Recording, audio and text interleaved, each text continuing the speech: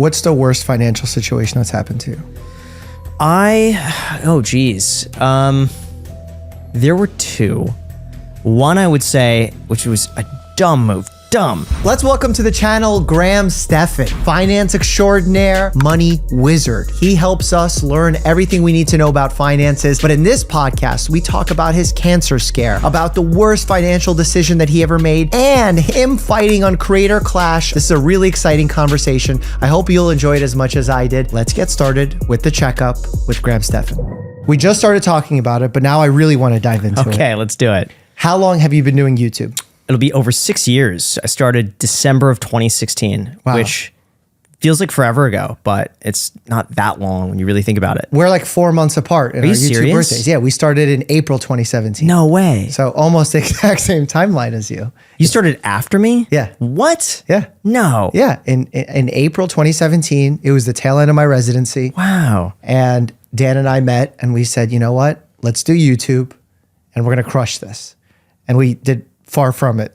You did a fantastic job. The Doctor Reacts videos were how I found you initially. Well, that's how the channel blew up. Yep. Actually, you probably haven't heard this, but we got fired by our MCN, which is a multi-channel network that I remember groups this creators. back in the day. So we got hired by one initially. They were giving us some funding, and then they fired us after a year and said, your channel's not successful. And we got really upset, and we said, we're going to prove them wrong. 1 month later, Doctor Reacts goes viral. We get 1 million subscribers overnight. Oh my gosh. And now they're out of business. It was a fantastic concept. It was a great concept. I mean, the whole idea of Reacts was already out there. Yeah. And the whole purpose of doing the YouTube channel was doing things that were already successful and making them medical.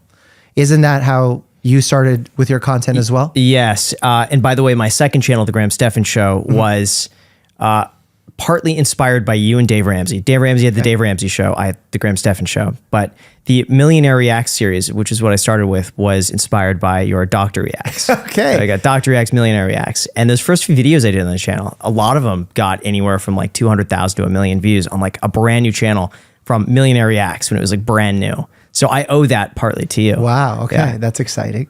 Did you, how did you make the decision to split up the channels from doing like your single channel and then creating new avenues of different channels? Yeah. Because I'm always torn on that. Yeah. Everything is algorithm oriented. So when I saw on the main channel, there was a format that fit and worked. And I know, at least for myself, when people throw everything at one channel, they tend to not watch the videos because they might only be interested in one out of every 4 things that gets posted, and then they watch nothing. So my thought was that I'm going to do separate content on other channels. And if people are interested in that, they'll subscribe both places. But I don't want people to see something that they're not subscribed to. Got it. And if I'm a person that lives on the moon and I haven't seen your content, what is your content about? It's all personal finance based. So anything in terms of my thoughts on investing, saving money, building wealth, real estate. It was started from anything that I wanted to see myself on YouTube. I just made videos about it. Okay. Back when I was in my 20s, mid 20s. Didn't have a lot of friends who were interested in like personal finance. Okay. And so I would just Most 20-year-olds are not. I would be on Reddit and all of these like financial independence, personal finance subreddits and just talking to people about personal finance. But I thought, oh man, and I loved watching YouTube. So I just thought, how cool would this be if I could talk to other people about personal finance? And there's no other videos on YouTube that were talking about these things. So I thought I could do that. And were you seeing the same mistakes repeated by your friends and peers? Yeah. Oh gosh. I had a buddy. And I won't name him, but he got a $200 bonus for Thanksgiving. Okay. And blew it and more at the bar the same night he got the bonus. Well, that's what the purpose of getting a bonus. And I was like, dude, what are you doing? You could just like invest to do a Roth IRA. He's like, no, man. You wanted him to invest his $200 in a Roth IRA. Yeah. And his mindset was, you know what? I got my whole life ahead of me. I'm just going to have fun. I could do that when I'm 30. But I'm like, dude, the compound interest, if you just invested right now, get that extra 5 years, it could be substantial. But you blew it at the bar. But here's the thing, though. I noticed with his budget is that when he had the $200, he'd be buying everyone drinks and doing this and that. When he was like nothing, he would find a way to make the nothing work as well. In terms of like, just buying cheaper stuff or doing this or like he'll find a way to budget. So he just made use of whatever money he had. But I just thought, man, if someone could just say like, hey, instead of spending $200 at the bar, let's meet up at your place beforehand. We'll take an Uber down there and we'll spend a fraction of the cost. Got it. So it wasn't that he was spending his money. It was the way he was spending it that bothered you. So it bothered me. Someone else spends their money. Yeah, it did. It's just the principle of it. I don't know. It's just the idea of wasting money. How do you differentiate between wasting money and spending money? Oh, it's a great question. I think a lot of it's relative for me personally. And I rail on people for, I think, spending too much, but for me, it's what gets the biggest bang for the buck. And so if you could get 90% of the experience for 10% of the cost, I'd be like, that's a great deal versus chasing that little extra bit. So I've always viewed things as like what gets the best bang for the buck and optimizing that. And do you feel like in general, 20-year-olds don't think about it that way? Just starting to. Okay. I've noticed now it's starting to become trendy. Really? To start saving money. But maybe I'm in a weird group where it's like they're all like kind of personal finance enthusiasts. Yeah. I bet if I went to a college campus, maybe it would be different, but I'm finding it to be more mainstream now. And 10 years ago, it did not used to be the case.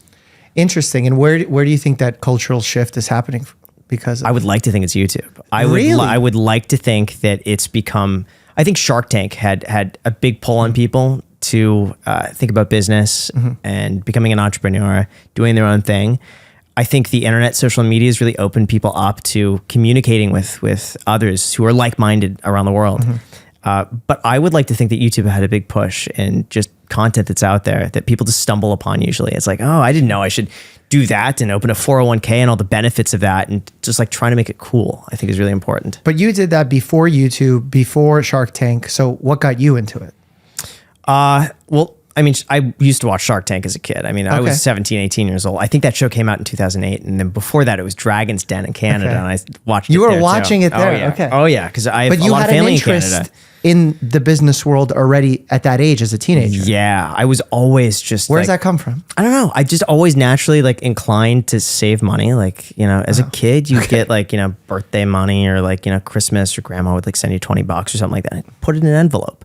I just like, I got more enjoyment for saving it than I would spend it. Like I didn't want to spend it. I just wanted to save it. But then as I got older, I realized like how tough it is to make money sometimes. There was, throughout high school, I had a part-time job, and that, did well for what I was doing at like 14, 15. I'd be able to make like $100 in like a weekend or something like that. But there was a moment there, like right as I was graduating high school, I worked at a gold investment firm in Santa Monica. And I got minimum wage doing data entry. And this is like a weird point. Like my high school kind of ended around February, but we didn't technically graduate until like April. So I had this weird stint there where I was like waiting to hear back from colleges, and I wanted to work. And I got a job, like I think it was $7.75 an hour, like $8 an hour, like that. And I remember looking at the first check after like 2 weeks, or it was a week and a half. And after taxes being taken out, how little it was. And that just reset my gauge for like, if I buy a Starbucks, that's an hour of my time. Do I really want to spend an hour working extra to pay for the Starbucks? Same thing with going out to lunch. The lunch could be like $15. It's like, do I want to work 2.5 hours to pay for the lunch? Like that just makes my day 2.5 hours longer just to break even on that. So I just found ways to optimize. But that set my thinking at like how far a dollar could go. Is that because of the financial circumstances you grew up around, or not at all? There were times where my parents were certainly paycheck to paycheck. I distinctly remember seeing my dad struggle with paying rent sometimes. And I think that went into it. That was probably when I was like 15 years old, 16, give or take 14. I was already more of like a natural saver before then, but I think maybe that reinforced like, you got to save for a rainy day. You should always have something to fall back on. Anything could happen, even if it's outside your control. You could do everything perfect, and you'll always be thrown a curveball. So it's like preparing for that in advance. And I find it hard to ultimately make the decision with each circumstance whether or not something is valuable, because value is such a weird proposition when it comes to experience. For someone, going to the bar might be a complete valueless experience where they're just drinking and spending all their hard-earned bonus money. But then for someone else, it could mean finding their future spouse. That's true. So how do you balance that between, okay, I'm going to go all out and have fun and enjoy my time as a young person versus I got to be responsible and save? Do you ever have those two angel demon no. situations? I was extremely disciplined throughout my 20s. Okay. for me, it was saving was the bottom line. But I enjoyed saving. So I got enjoyment and pleasure from like not doing that. It was almost like a game for me to be like, how can I make $10 last, there's 2 days, and what groceries can I find? Like for me, you it was were fun. making YouTube videos before that was like a concept. Right. But my thinking was that if you hunker down for your 20s and like live below your means, do everything you can, work nonstop, and just say that you're going to sacrifice a decade in your 20s, you could really set yourself up for the rest of your life, depending on how much you make and how much you're able to save and where you live, obviously. There's so many variables to that. But I think for a lot of people, if you I'm not saying never have fun, but I'm saying sacrifice 10 years in your 20s, from 20 to 30. Live like you're broke. Live like a college student with a whole bunch of roommates. Work your ass off. Get 2 jobs if you had. Do anything you can. And by the time you're 30, I think what you've set up there will compound for the rest of your life. And that's kind of how I've operated. And only now am I starting to like take the foot off the gas a little bit and like enjoy the things. But then I'm coming back to it. I'm like, man, I just enjoy working. There's nothing that I could really buy that. Like I have more fun sitting down and planning out a video or going on a podcast than anything else at this point. Sure. Because my question would be, and maybe it's partially me playing devil's advocate. Yeah. You're hunkering down in your 20s. You're saving the money for those 10 years.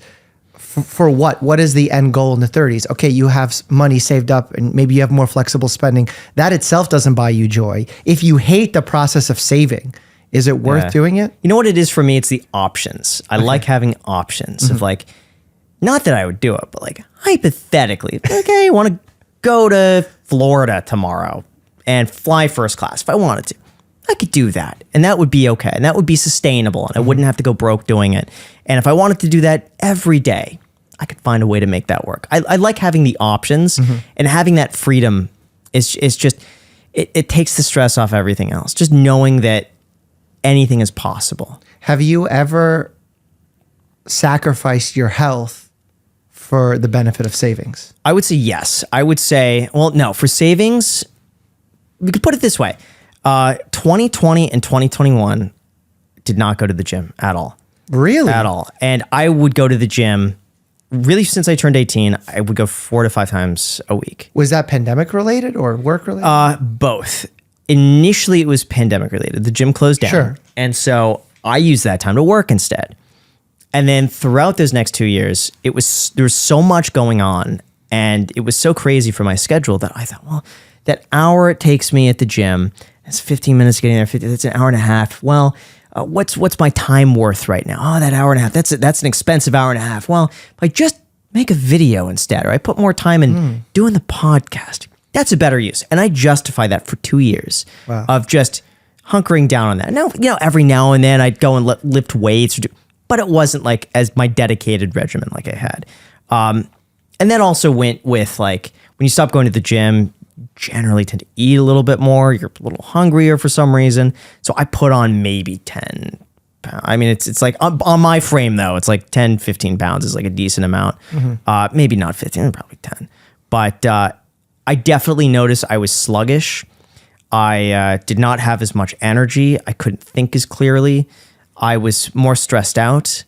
And it was actually Creator Clash that got me back into it. And it was like one of the many reasons I decided to do really? it. But like, kick me into shape. That's what I need to know because that is ultimately the worst use of your time financially because it's for charity. Yeah. It's not something that is going to be good for your health, your wallet. The training costs money. There's a huge time component investment. Why in the world did you decide to get punched in the face? I thought it was I thought, first of all, it's a good cause. Okay. And then I thought 20 years from now, would I look back at like 50 years old and regret not doing it? Would I ever look back and question that decision? And the answer is yes. Like I would, if I didn't say yes, I would look back, think, what if I had done that? I never wanted to look back and think, what if? And so I said yes. Wow. And is that how you view most decisions these days? Now it is. It didn't used to be. Yeah, I was gonna say because that doesn't fit the model that you described earlier. No. So why the shift now? I think it got to a point where, overall, I think my values have changed slightly. I think my 20s, I've always just thought to myself, I'm like, really from 20 to 35, I was just gonna head down work. But now it's gotten to a point where I feel like I could start making those alternative decisions and think about like just future regret of things and trying to minimize that. It's like minimizing regret of the future. And so now I kind of process everything I do through that lens of like, will I regret not doing it? And most of it turns out great. And I look back at that and think, oh, I'm glad I did that. Some of it every now and then, I'm like, you know what, that wasn't worth it. But you win some, you lose some.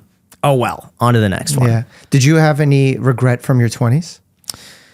There were a few things that I was definitely, I saved too much money. Like it sounds weird to say, but like there were stupid things. When I was like just starting out as a real estate agent, like I calculated the cost of gas to go and visit friends. And like, I shouldn't have done that. I'm talking like, you know, this is like maybe the first week or two. And I was working for free and I'm like trying to budget my gas. And I'm like, well, the friend lives over here. Gas prices were like all-time highs. And I calculate it's going to be like $6 in gas. And I'm like, well, that would have been an hour of me working at the previous place. Is it really worth it? I'm going to see him for an hour and a half and drive back. So it's like, it's not worth it. And I would literally cancel plans or just not make them because it's like, well, the gas would cost more than I'm going to get to see you. It's like so stupid. Looking back. Well, it's not stupid, just hyper practical. Yeah. Okay. Sure. I'll go with that. But looking back, that was dumb. Okay. And I shouldn't have been to that degree. There were also a few other like little things. Like there would be car meets that I bought like my first commission. I bought a Lotus Elise. It was 30 grand. I like spent the whole commission on the car and the tax and all that. Super light. Yeah. And I loved it. But it's so stupid. Spent 30 grand on the car, but I wouldn't go to some of the drives because I didn't want to spend the money on the gas. It's stupid. You were like punishing yourself. But at the time, I was like, well, if I go to these ones, it's like the extra ones won't matter that much. I do one a month instead of two. You were doing like fantasy football with your gas costs. Yeah, I really tried to maximize it. I mean, looking back, it was stupid. I didn't have to do any of that sort of stuff. But you know what? In the moment, it made sense. Sure. It worked. I think the same could be said about going on vacations. I really didn't go on vacations just because I always wanted to be on call for clients. Like I wanted to be a real estate agent where if someone calls me last minute, 24/7, I'll drop everything and I'll show the house. Rarely did it happen to that degree where it's like a Friday night, but I would do it and that's happened. So I've always just tried to be available. And now looking back, doing Creator Clash, you didn't get the win. Michael Reeves turned out to be a beast, monster. In the ring. Yeah. Do you have regrets of doing it? Actually, no. The other way around. No, I don't. Tell me about that. I would say my only regret with that is I should have trained more. That is my. Did you undertrain? You think? I believe so. I should have prioritized it more, and I didn't. And I was trying to balance the two. And I realized with Michael, he's the type where he's 110% or 0. There's no in between. Yeah. And I was like an 80%. Okay. I can't compete. Is it the number of days per week that we're talking 80%? Is it the effort you put in the training sessions or just time in general? I think everything, even his mentality. Like for me, I was able to block off 4 times a week for an hour and a half and just train. But he was able to knock off like 6 days a week. Wow. Live it every day.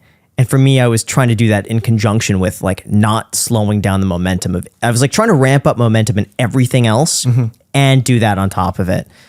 But also Michael was just insanely talented. Like the fact, like he maneuvered like in ways that I can't do that. Like my back doesn't move in that direction. And he's like, just like, you know, going around like, he's very slithery. He is. I'm surprised he's not on Creator Clash too. Did you consider doing it again? No. Never? No. That's it. You did it one and done. Yeah. Wow. So if Creator Clash 3 calls and says this time it's for profit and we're giving you $1 million, you're not doing it? Probably not. It would have to be at a point where it's all I'm doing. I'd say if I had nothing going on and I had a chance just to get like 6 months uninterrupted, where that's my only focus, I would do it. Interesting. What did your loved ones, family members say about you doing it? My mom thought I was joking. When you said it initially. I didn't tell her. First of all, I didn't tell her for a long time because I knew she'd get worried. Of course. And so I didn't tell her. And I told her maybe like 2 weeks before. I'm like, oh, by the way, Mom, I got like a boxing match. Don't ask me about it. She's like, she thought I was like, oh, okay. It's like, no, I'm being real. She's like, no, you're not. And I'm like, I am, but just don't ask about it. Just, it is what it is. And I think it took her a week. She even brought it up like a week later as like a joke. It's like, no, I was being serious there. Did she come and watch in person? I told her not to watch. I told like all my family preferably, do not watch. I didn't know how it was good. Like beforehand, I don't know how I'm going to do. And so if I win, great. I can tell you about it afterwards. If something happens, I lose or I get hurt, I'll hear about it afterwards. So there's no point.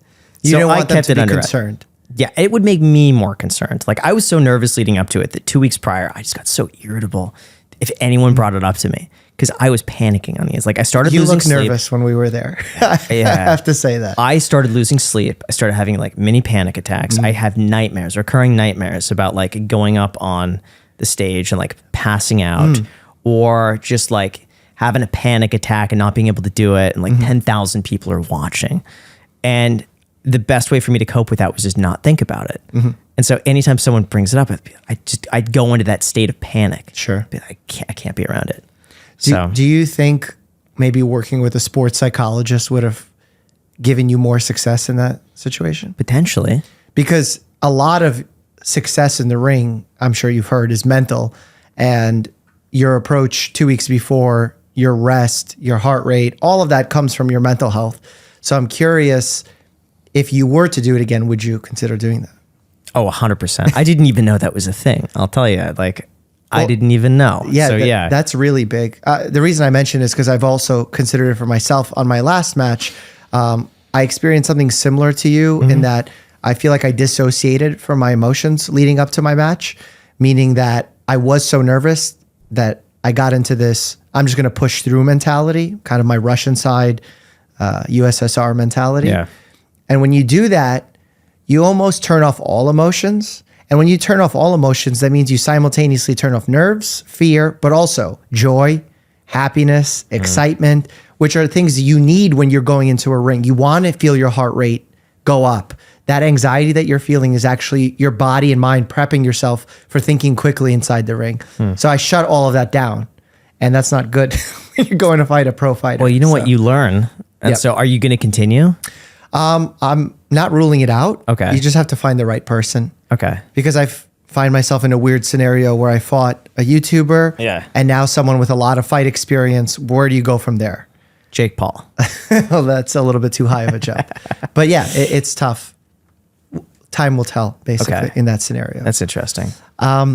For something I wanted to touch on was how you so carefully and practically planned out your 20s to get you to your 30s.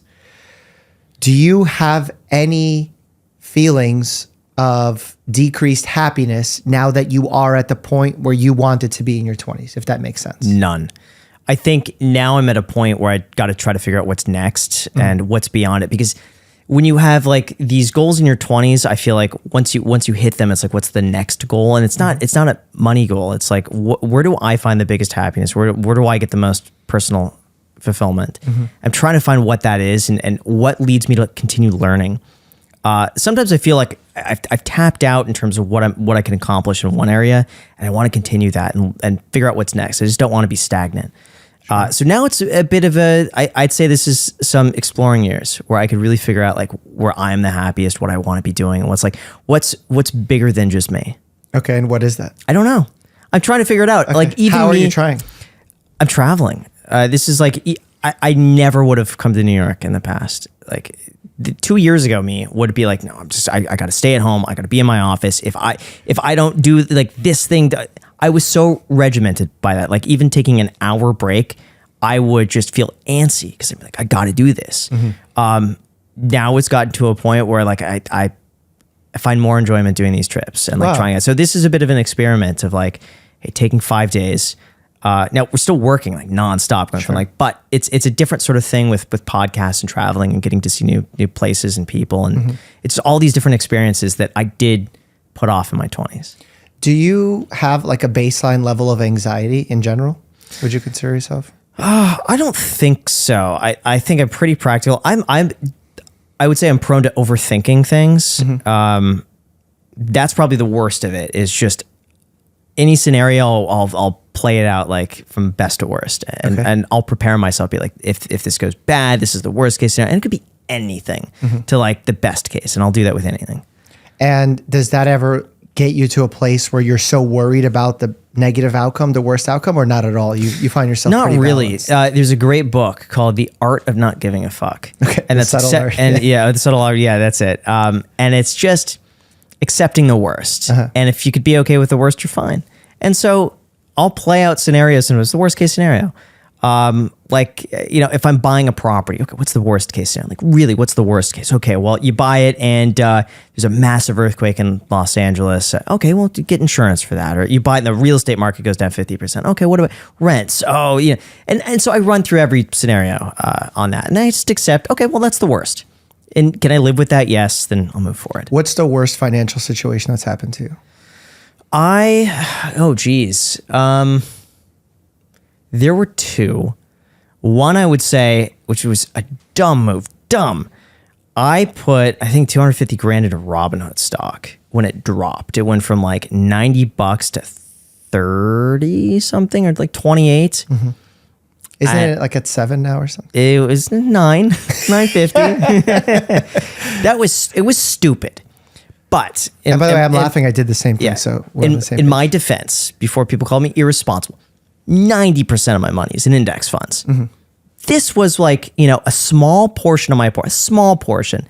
I put it in Robinhood stock. It was dumb. I shouldn't have done that. And why did you do you have such strong belief in? I looked at Robinhood. I thought objectively, they had a strong cash balance. Everyone on Wall Street Bets posts Robinhood screenshots. People hate Robinhood, but they're still using it. Mm-hmm. And I thought to myself, they're not going away anytime soon. I thought this would be a safe long-term hold. Time will tell, but I have sold off of it and used that to harvest losses against gains that I've made. So, it is what it is. But fair. And what was the second? Lesson learned. It was a business that I started up. I don't want to go into too much detail about it, but it lost 230 grand. Wow. But I tried it out. Didn't work. Not for me. Moved on from it. Okay. Well, we all have misses because in order to make a shot, you have to miss. But you know what? My misses, I would say, came from when I deviated from the core of like what I really wanted to do. A lot of these things were like experimentation. Yeah. And a lot of it is when we're on the podcast, I get a lot of suggestions. And sometimes it's hard for me to go with my gut when people who are way more successful than me say, Graham, you should be doing this and you should be doing this. If I were in your position, I would do this and do that. And I listen to it. I'm like, yeah, you know what? They're way more successful than I. Like, I should listen to these people.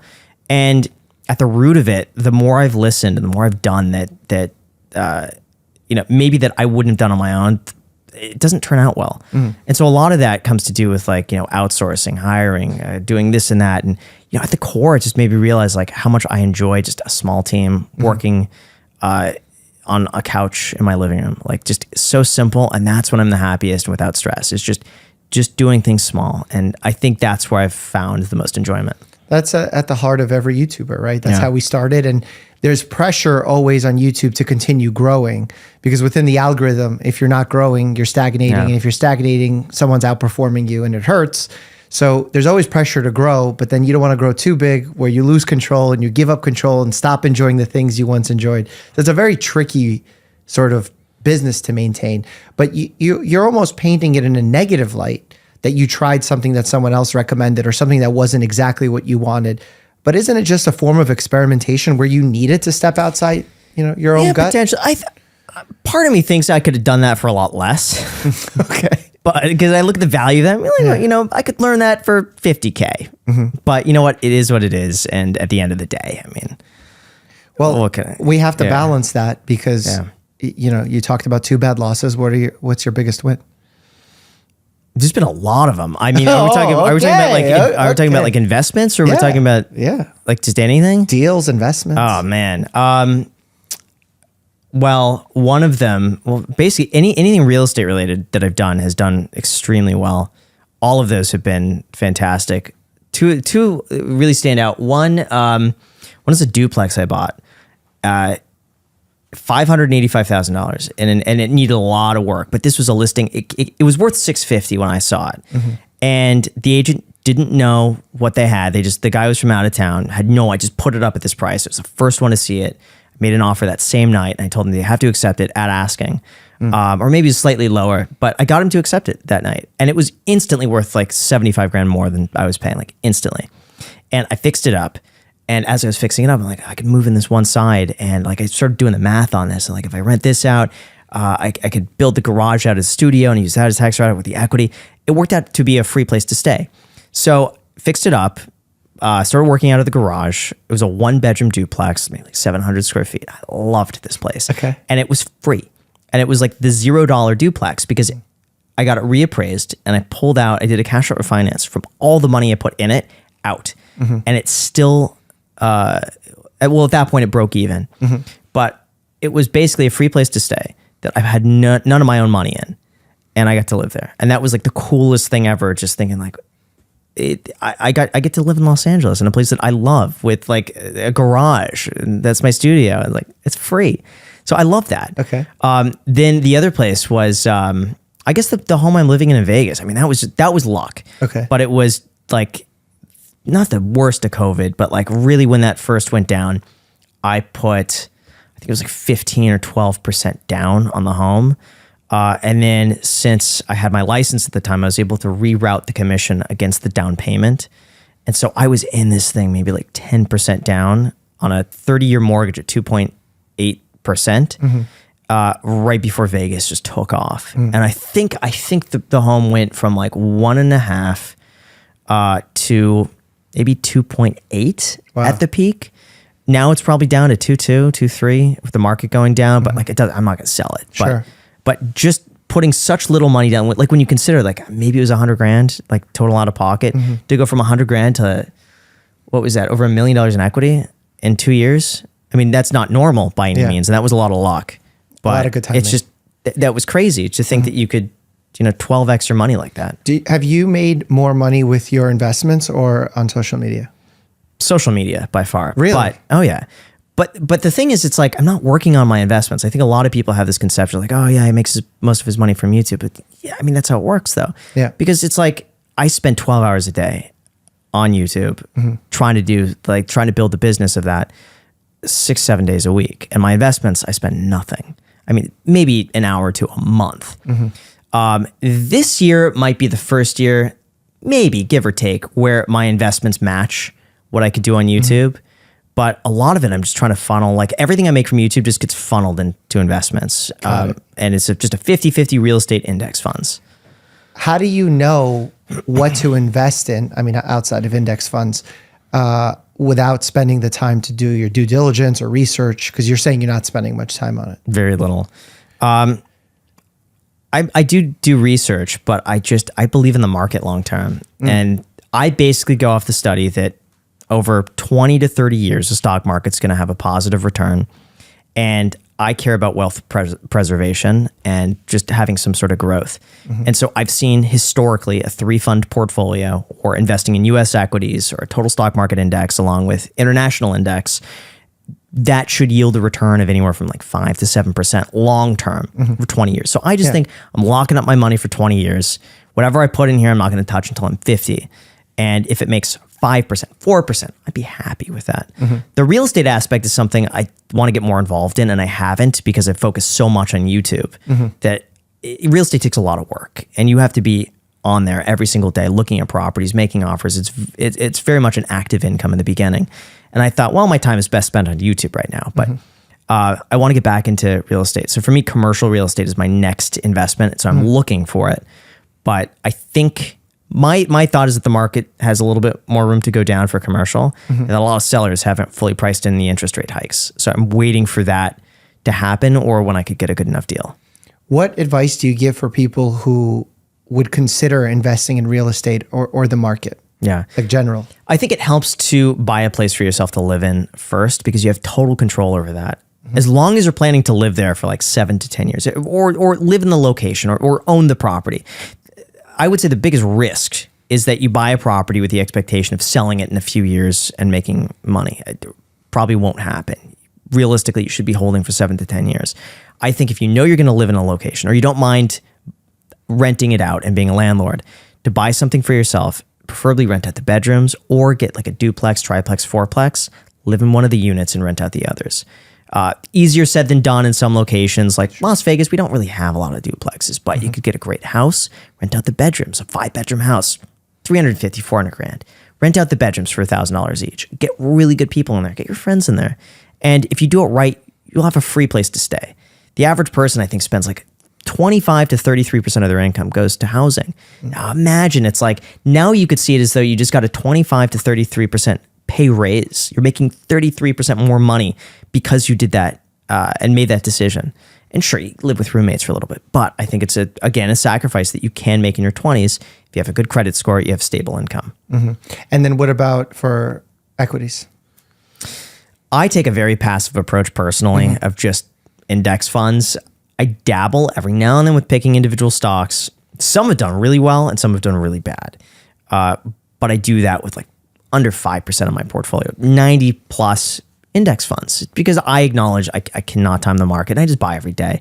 It's like, it's a stupid habit of mine where every morning I wake up, I buy just the same index funds and I do it every day. Some people could do every week or every month. It doesn't matter. But for me, it's just like a hobby. Go in there and I buy my funds every day. It's fun. And I can have fun within the day trying to time like what time I think it's going to be best. Sure. It's stupid. It's just a game. Like it makes no difference long term. But because long term, when you're thinking 20 years, what's the difference? What's the difference of like 12 p.m. to 1 p.m. and like, but sometimes I enjoy if I see the market trending, I could guess, like I get it out of my system in the day. It's like, it's going down 1%. I'm like, could it go down 1.2? Place a limit order and like see if it hits. Every now and then it does. What's the worst financial decision you see us make, like 20, 30-year-olds? I would say not setting up a Roth IRA. I think it's something that a lot of people could be doing that don't. And it's incredibly easy. So a Roth IRA is basically an account that you could set. It's a retirement account where you could invest money after tax. So like, let's say you make $1,000 in a week or whatever. After taxes, that'll be $700, $800, whatever it might be. So you're taking that $800 that's left over after tax and you're investing it in a Roth IRA or an account. And by the time you're 65, all that profit you make within the account is tax-free. So you're able to invest it in stocks. You could, do index funds. There's a multitude of investments that you could make. But the goal is that when you're young and doing that, you have 40 years of compound interest where all of a sudden that, $800 you invest could be worth, $8,000, $5,000 and it's tax-free. And the limit I believe is $6,500 a year. And there are ways to get more than that, or if you're above the income limit. But for most people, it takes 10 minutes to set up an account. It's super easy to do. If you have any questions, call the broker. Vanguard is one of them. Just call them up. TD Ameritrade or Fidelity, Charles Schwab, anybody. Just call them on the phone. You could set it up in 10 minutes. And you could have a great life when you're 65 plus. Yeah. Without sacrificing much. It's $6,500 a year. It depends. For some people, that'll be a ton of money. For others, it'll be nothing. But I think after you factor in compound interest, it's going to be a good amount of money if you're doing it in your late teens, early 20s. Oh yeah, you could be a millionaire from this. Just doing that. If you just did $500 a month, and again, to some people, it could be a lot or a little. It doesn't have to. It could be $100 a month. Just something to get you started. From what I've seen is that usually once people get started, they get excited about it and they want to do more of it. So even if it's $50 a month, it doesn't matter. Just as long as you get started and you get to see. Once you see it growing, you'll just become addicted to it. Hopefully. What's your take on the crypto and alternative asset world of NFTs and such? That's a good. I never got into NFTs. I could never understand it. I thought crypto punks were something that I could see like maybe one day. Like I think it's an interesting concept. My personal thought for NFTs is that it should be a way to verify ownership or authenticity on the blockchain. So my thinking is that a Gucci bag should come attached with an NFT that you could probably scan and be like, okay, this is real. And this is on the official Gucci, whatever, some Rolex watches, like things like this, or maybe a house to verify ownership of that. Like these are all concepts. But the idea that someone could generate like a whale image and make 400 grand for that's stupid to me. Okay. As far as crypto, I believe 95 to 98% of it's probably a waste. And there's no purpose for it. If there's not a purpose, like a lot of them I just feel like are only there to make money. I think Bitcoin, Ethereum are the two that are interesting to me. And right now I think it makes up about 3, maybe 4% of my total portfolio as a 50-50 mix of Bitcoin, Ethereum. I think at the peak, it was maybe like 6%, 7%, give or take. But I figure 3%, I'll take the risk on it. If it goes to 0, fine. It doesn't matter. I'd rather take the 3% risk and be in it than not. And, but I could afford to do that. Sure. But yeah, if someone has, $1,000, it has to be an amount that you're mentally prepared to write off to 0. Sure. Like it has to be that, because it very well could. Yeah, that's the biggest fear that I see with people that talk to me about, is that they get very excited by it and they're willing to put everything in, and they can't risk losing everything, and yet they do. Yeah. Well, I would say the problem is that it's very easy on social media to see people making a ton of money, a ton. And most of it is BS. Would you agree with me on that? No, I think a lot of it's real, but you have these just outliers, especially because those are the stories that like get the most attention. And you have these outliers that make a ton of money doing it, and you think, well, they're doing it. Why can't I? Like, there's all these other opportunities. This is just a normal dude here. It's easy for people to jump into that and not realize that there are tremendous risks in doing that. The Dogecoin millionaire was someone for me. I had him on my channel 2 to 3 times. We did a 1-hour podcast, and the second half of that podcast was just trying to convince him to sell. This is someone who's making $50,000 a year. And he sold everything he had, maxed out his credit cards, and put 150 or 200 grand in Dogecoin, like a fraction of I forget, maybe like a penny or something like that. And at the peak, it was worth $3 million. And this is a dude making 50 grand a year, like the life-changing money after tax. Yep. And we broke it down. I'm like, dude, you will never have to work a day in your life after tax. Invest it in here. You could pull 3% of it out every single year. That's your salary. You've made your salary for life. If you just sell right now, why take the risk? And so, he didn't sell. But I think people forget that like it can go down, and the losses are real. So anything you do invest, if you have a life-changing amount of money, it's worth it to sell. If you could write it out to 0, so be it. But it's risky. But I do believe you see the outliers, because those are the people that get the most attention. To me, I'll tell you my mindset why I think a lot of it is fake. Yeah. I don't mean it's fake in that they didn't earn what they said they earned, or that they had a big sale multiple times over. That's true. But it's in the same way I grew up in the poker community in New York, where you would frequently hear a guy winning huge amounts. And then when you become friendly with this person, you'd see how much they're actually losing on most days, and that their big win maybe nets out to 0 with their losses. That you never really hear about people's losses because no one wants to celebrate their losses. And they'll quickly show you how they're paper millionaires, like the Dogecoin millionaire that you had on your show, where look, on paper, I'm worth this. But until you sell it, you're not worth anything really, especially in the era of Dogecoin, where this is not anything of real value. It's all speculative value. So I feel like a lot of what people see is these paper millionaires, or maybe millionaires that made $1 million on this project, but lost 10 million on all these other projects. Yeah, maybe. And as a result, they're being misled to think, oh, this person only picks winners. That's very true. That's a great point. I don't know. Maybe I'm wrong. I think it's very prevalent too when GameStop was having its massive run up, and you saw deep F in value on Wall Street bets posting these $44 million screenshots. Yeah. I mean, that's a huge win. But I think a lot of people saw that and like, well, if he's in, I'm in. And there's that mentality that like we're in this together. But really, how many losses came before that? Probably one? a lot. A lot, right? Yeah. Especially when you're in this volatile space like the crypto world. I don't know. I agree. My mindset, just write it off to 0. Yeah. If it's something great, if not, it should have always been speculative and just a risk to begin with. Fair. So make your prediction right now, 2030. What is the price of Bitcoin? Oh gosh, I don't know. I couldn't even tell you. Like, here's the thing. I wouldn't hypothesize. Well, I don't, because man, it's like either way. If I say less, it's bad. If I say more, then I'm pumping it. This is a judgment it's either free. way. This is Planet Fitness, judgment free zone. Well, the comments are going to judge now. It's like if I say we're hi, turning off the comments. If I say hi, everyone's going to say I'm pumping it. If I say low, then I'm fudding. No. I don't think there's a scenario where I could say a number where I could win. I wouldn't be surprised. You know what number you could say where you win? Whatever you honestly believe, because then it doesn't matter what the comments say. Oh gosh, 2030. Oh man, I don't know. I mean, my honest thought is that I wouldn't be surprised if you told me it was $1 million. I would not be surprised. If you told me that it was banned and that they found a way around it and it's now worth $1,000 or $100, I wouldn't be surprised either. So I would say a range anywhere from 1,000 to 1,000,000 would not shock me with Bitcoin. I've been so surprised with Bitcoin. I saw it hit $1,000. I thought it was the stupidest thing in the world. I didn't get it. I thought maybe one day, and you could watch the video that I had back in, I think early 2017, I made a video when it first hit $1,000. And I said, maybe at one point it could be used as a store of wealth. I think as a use of currency, it makes no sense at all. Could it be used to store wealth? Probably, maybe. But I thought it was silly. I didn't, I mean, the more I looked into it, the more I'm like, I could see its utility. I could see its purpose and why people are attracted to it. So I could go either way, man. Okay. I can't. So you're not going to give me an answer. I can't give you an answer on that. Can't clip it. Yeah. You live in Vegas. I do. And you told me earlier that you had a scare with skin cancer. Yeah. Vegas is a dangerous place for those who've had skin cancer scares. Tell me about that. Yeah. So this was actually, the scare came in California when I was there.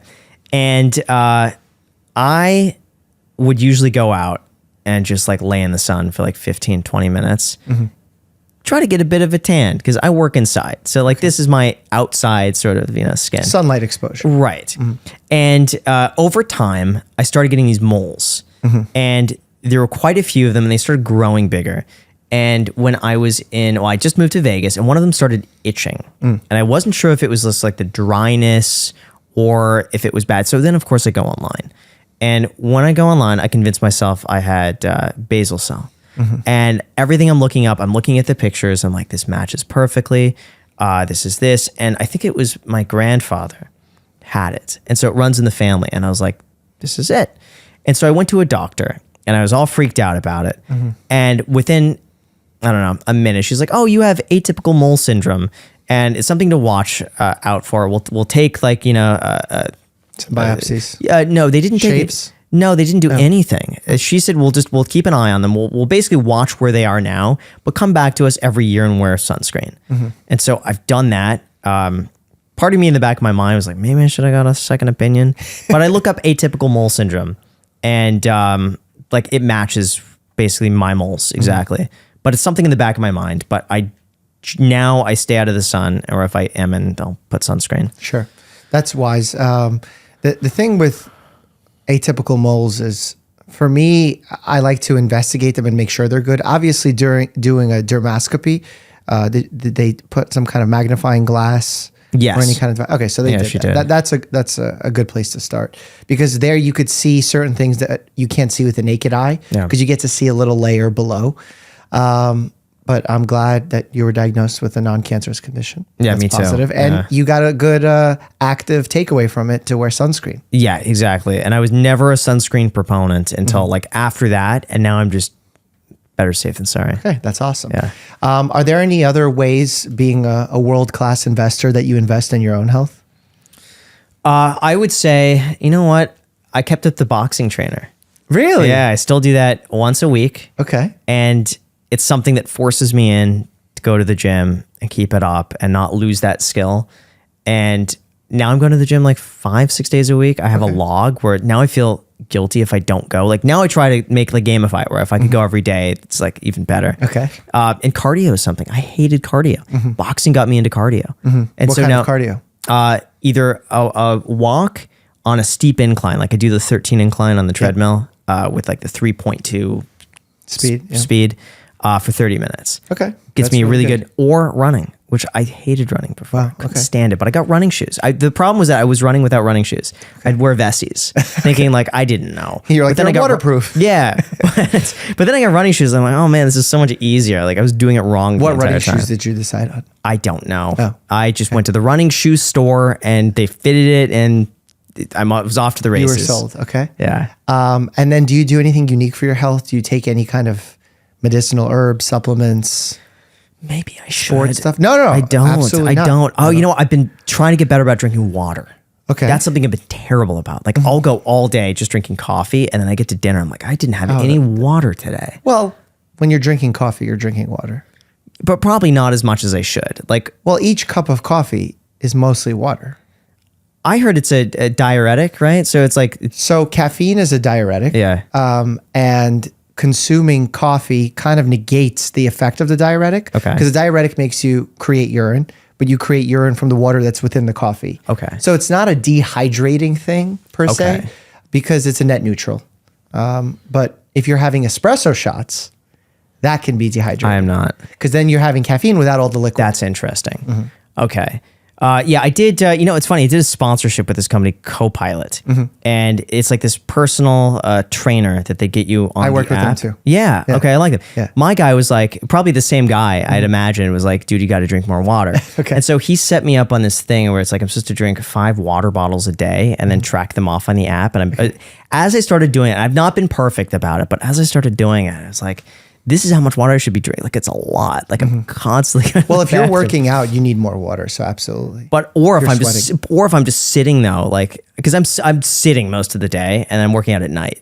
Yeah, And but so, when you're like, working out, I'm assuming you're sweating. yes, Yeah. So yeah, that's probably. Remember, you also get water from fruits, vegetables, foods, not I could just be better about water. eating fruits and vegetables too. Yeah.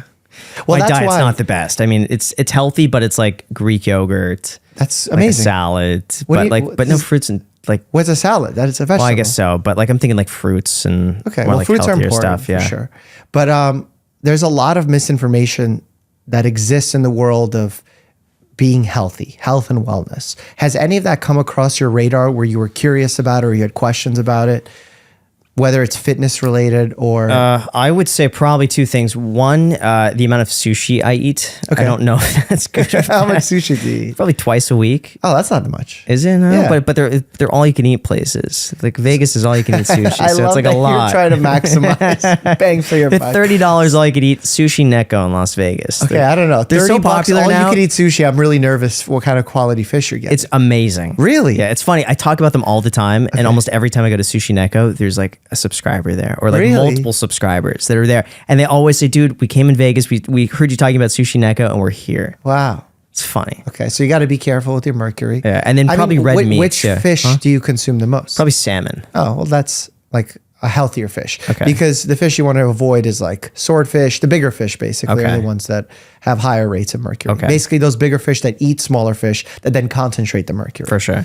And then you said you eat a lot of red meat, Red meat, steaks. a lot of steaks, or Probably many times- again, probably twice a week, if that. Yeah, I mean, it's not the end of the world. There's potential for it to increase some conditions, but when we're talking about increasing conditions, even when we say, eating processed meats, hot dogs, and all these things that are generally considered unhealthy, they can increase your risk of colon cancer by X percent. Remember, that percent that we're talking about is off of the baseline lifetime risk. So if your lifetime risk of developing colon cancer is, say, 1%, the average person, and then your risk goes up by 20%, that goes up to 1.2. 20% sounds scary, but 1 to 1.2 doesn't sound that bad, right? Yeah. So we have to always talk about the differences between absolute and relative risk when we're talking about That's interesting. risk adjustment. Yeah. Because a lot of news articles will try and scare people. It's difficult. There was something I read online about like increasing the risk of cancer by like, it was one of those statistics by like 50%. And it was actually on Reddit, and people were disproving that in the medical subreddit of like, yeah, but dude, it's so low. It's like 1 out of every 10,000 people. Well, So now it's like 2 out of every 15. It's like something silly like that. Well, that's why I hate those studies that are like, if you eat almonds, it'll extend your life by 20 years, because they like extrapolated the figure that was found. And that's not real. And why I hate all those studies as a primary care doctor is when I have a patient in front of me, there's so many risks in their life that decide whether or not they stay healthy, that worrying about that little risk is probably not worth the benefit of challenging them to overcome that risk. Yeah. There's other wins to be had that have way bigger returns. Yeah, but the problem right now is that sort of stuff is going viral on TikTok. Yeah. Is that like you watch one of them, Yes. and then all of a sudden it feeds you more and more and more, and you go down that rabbit Which hole. is It's why my worse and number worse one and worse. series is debunking TikTok's Is it really? misinformation. Yeah, right now. That's fantastic. And it Because it's means bad. it's terrible. Do you find that you have a good relationship with your primary care doctor, or do you even have a primary care doctor? I do, and I don't go to the doctor unless I bad. Like ever? Like yearly I go to the even? doctor. I did recently. Okay. So just because it was so long, I only go if I have a problem. It's That's bad. We got to change that. I know. So I went, and we did the general checkup. The only thing that came back, they did full blood work. The only thing that came back was slightly above average LDL cholesterol. Oh, okay. Good to talk about. Don't know why. I can tell you why. Probably the red meat. You think red meat? Yeah. Okay. Well, I have the same issue. Okay. My LDL is elevated. I did like a whole YouTube video about Interesting. it. But again, you have to factor that into a whole picture. A patient is not just one number. Right. Yeah. So you have to factor in a lot of variables before you even make decisions on where to go from there. Whether it's just lifestyle changes and a few dietary changes that you could make that could easily lower that number, where we could decrease the amount of saturated fat you consume, increase the amount of fiber you consume, and that number will go away. Versus some doctors are very quick to start with the medicines. Yeah. And we don't always need to do that, but there's sometimes real, tangible, life-saving benefits to doing so. Yeah. And that's what a good primary care doctor should be able to guide you on. So I did that checkup, but only because it's been so long. I just only go if there's a problem, which I know is bad. But do you know why? Like you say, it's bad. Why is it bad? Because there could be something that's maybe just I don't know. Well, that's what I'm curious. When you say it's bad, I want to know what is in your head. It's probably there could be something laying dormant that I wouldn't know about until a professional sees it. It's hard. What? I don't know. Like it could be anything. Like I don't know. Well, like give me an example, because I'm always curious why people think they should go for an annual physical. Because I have a theory. Yeah. Okay. I believe that most people don't believe in an annual physical. Yeah. They just treat the annual physical as a way to, oh, here's my list of problems that I'm going to bring into my annual physical. Whereas what the annual physical should be, let's talk about preventing problems. Sure.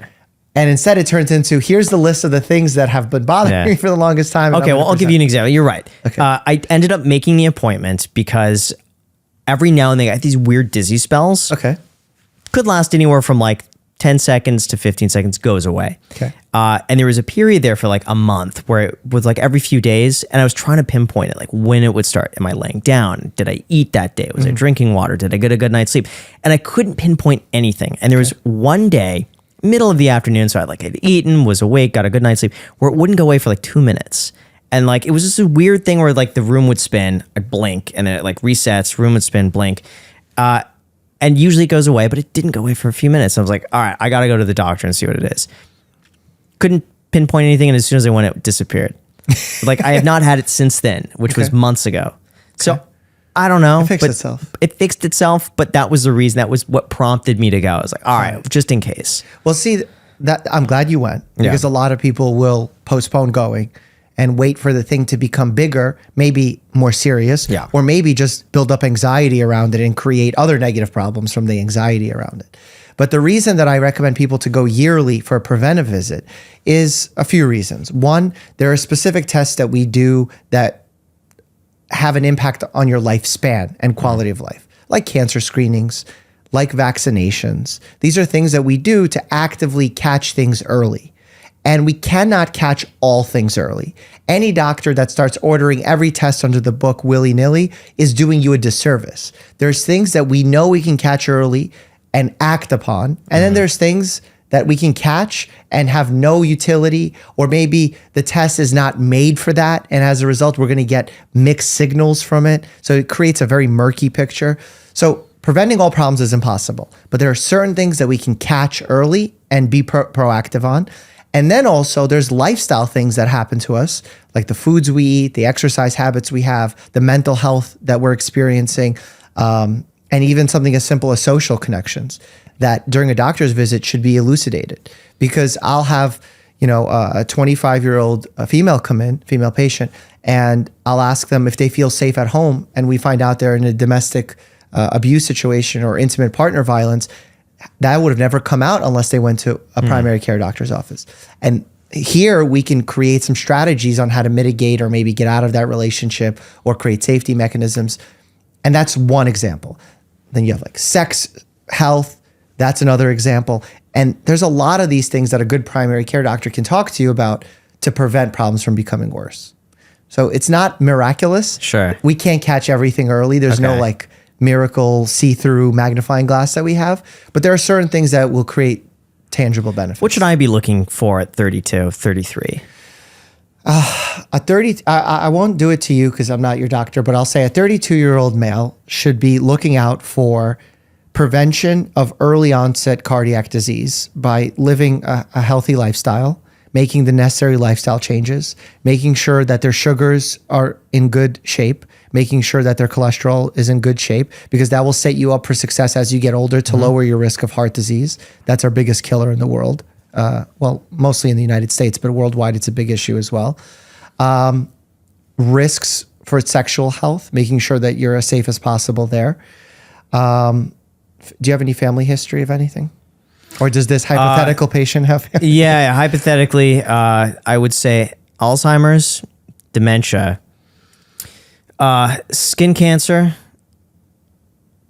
I think that's it. Yeah, so skin checks are going to be valid, especially given the location of where you live. And then also behavior with alcohol and other mind-altering substances. I don't just mean drugs. I mean even caffeine as well. Like the timing of when you're consuming the beverages, how they impact your sleep, your rest. Because the idea is to get you as healthy as possible to the older age right now. So alcohol, caffeine, sexual health, making sure your heart's in good health, and then mental health. Those are the biggest things for you. Let's talk about caffeine. I'll usually have, I think I'm pretty responsible for it, usually 2 cups a day. That's a great amount of caffeine. Usually never after 7 p.m. Oh, that's tight. But never after. But that's tight. Like, it might be like 6:37. That's tight. Yeah, if I go to bed at like midnight? Yeah, that's tight. Really? Well, you probably, as someone who's been drinking 2 cups for a while, I presume, probably won't feel the effect, but it's definitely having an effect on the quality of sleep, feeling refreshed in the morning. You would get a bigger benefit just pushing a little earlier. Really? Yeah. Now, what about going to the gym right before going to the bed? Because usually I'll drink a bit of a coffee before going to the gym. So if I drink a coffee at 6, I'm going to the gym at like 7:30. I don't mind that. Yeah. I think that's very individual dependent. I've had patients that they work out at night, they fall asleep like a baby. And then there's patients who can't because they have an adrenaline rush, they can't fall asleep. I'll tell you what it's like for me personally. If I have a low to moderate intensity workout, I can sleep great, even if I worked out at 10 p.m. But now if I'm doing sprints or something for like boxing training, no shot I'm going to sleep well for the next 3 hours. Okay. So it depends on what you're doing, what stage of life you're in. But if it works for you, the exercise is not the end of the world. Okay, cool. Yeah. So yeah, caffeine is, it's one of those things in medicine where if we look back each decade, we've had differing recommendations. Oh, it will cause cancer. It will prevent cancer. It will extend your life. It'll shorten your life. I choose to believe it'll extend your life. Well, I think the reality 2 cups probably won't have the impact that you think it will. Yeah. So again, it falls into that category for me, not worth worrying about. Yeah. I see some of these things though that now have like 300 milligrams of caffeine, or this pre-workouts that you see. Oh yeah. I don't get those. But do you know how much caffeine is in a large, or whatever they call large in Starbucks, grande blonde roast? A blonde roast. My guess is probably 75 to 85 milligrams of caffeine. 400 plus. What? A blonde? Wait, explain this? Yeah, what? I can't. How is that specific? Because a cup of coffee is like 65 to 95, right? For a cup of coffee? I mean, it depends how strong the coffee, but yeah, I would say 80 to 100 is my range. Okay.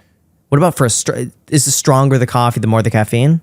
Well, when you say stronger, are you talking about bitterness or darkness of roast? Darkness. Darkness lower the caffeine. Okay. Yeah. But what about the thick coffee? Like it's like a mud. I don't know. I don't know about the muddy coffee. Okay. But the light roast, that's why the blonde roast is the highest amount. Wow. And it's 400. I didn't know it's that much. There's people who throw espresso shots in there as well.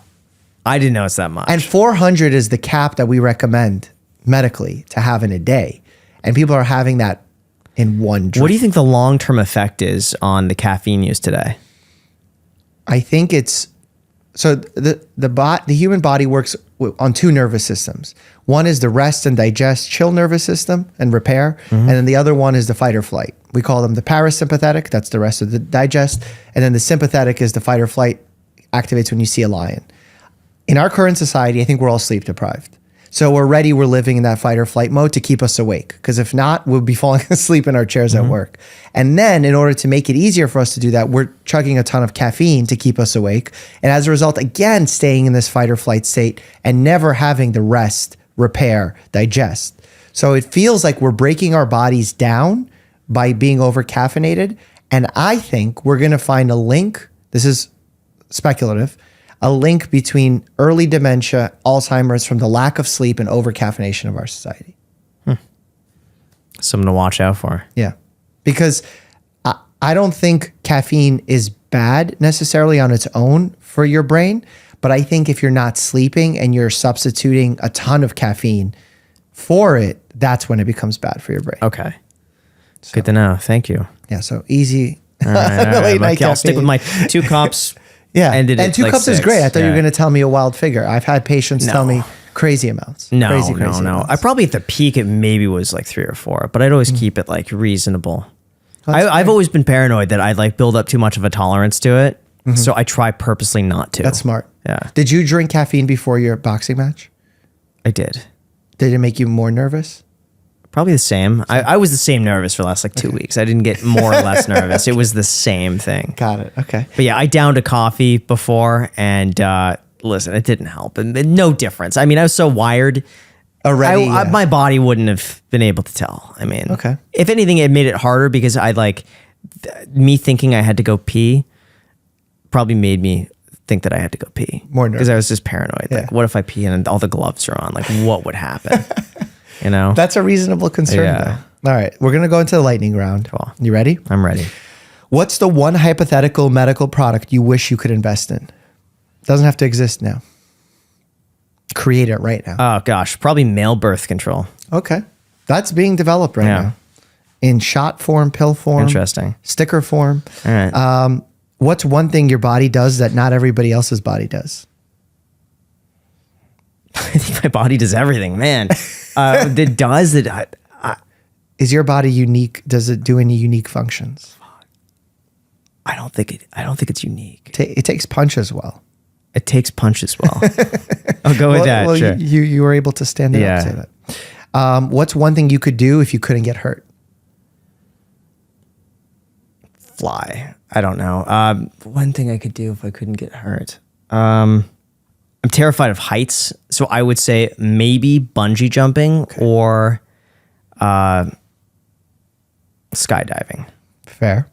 Have you ever been seriously injured?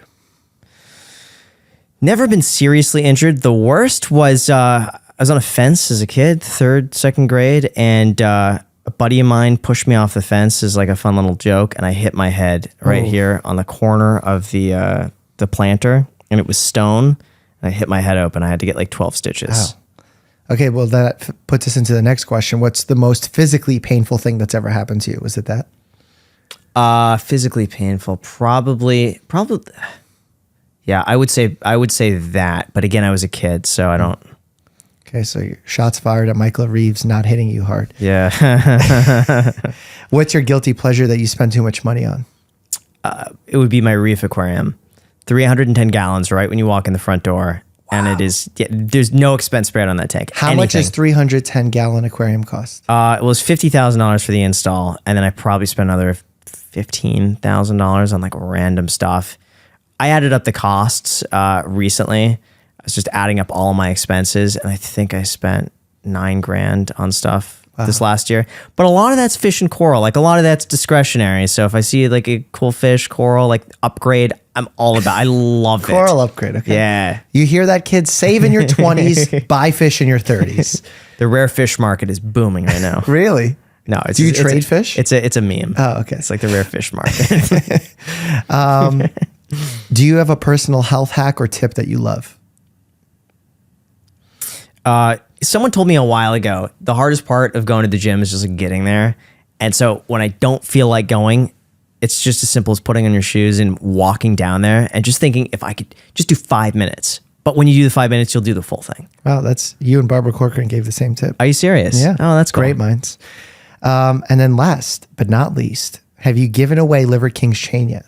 No, I don't know. I've yet to wear it because I feel like it's not me. It's so like flashy. Yeah. Part of me thinks maybe I should wear it and like try to get that abundance mindset. I feel like I'll know when it's the right time. Okay. I don't know. Do you have any suggestions on that? I don't. But does he make claims about the chain? He said it was given to him by so the story behind the chain was that Steve Will Do It gave it to Kyle as a gift for helping him grow his channel and his brand. Kyle gave it to Liver King on his podcast. Liver King gave it to me.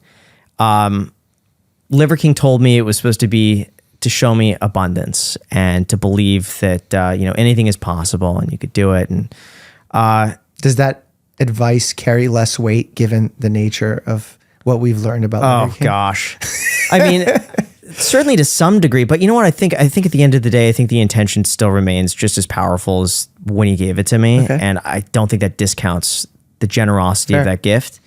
And I think just the story and the chain, literally, figuratively, the chain of giving custody, through multiple people. I would love to hand it off to somebody else. Okay. I'm hoping just the time presents itself. Ideally, I would love to. I want it to be really meaningful to whoever receives it and to really make a difference for them. So whenever that happens, that's going to be a good story when you do. But I can't wear it. It's just first of all, I'm too paranoid about having something that valuable just on my neck. But then also, it feels too blingy, too flashy. Well, it's Liver King. And then I have a question from Sam. You're a successful real estate agent. Pretend I'm a virus. Sell me on moving into your body. Wow. Well, okay. It's going to be cozy. A little cozy in here, but you know what? Great. Well, I don't get a lot of sunlight either. I was about to say you get a lot of natural sunlight. You don't get any sun. If you like shade, you like cozy. But you know what? It's not a fixer-upper, and a prime location. We'll put it that way. Okay. So move in ready. Okay. What a great conversation with Graham Stephan. Learned a lot about finances. Hope you did too. Click here to learn about TikTok scams because these are legit. Never buy these. Never put your money into them. And as always, stay happy and healthy.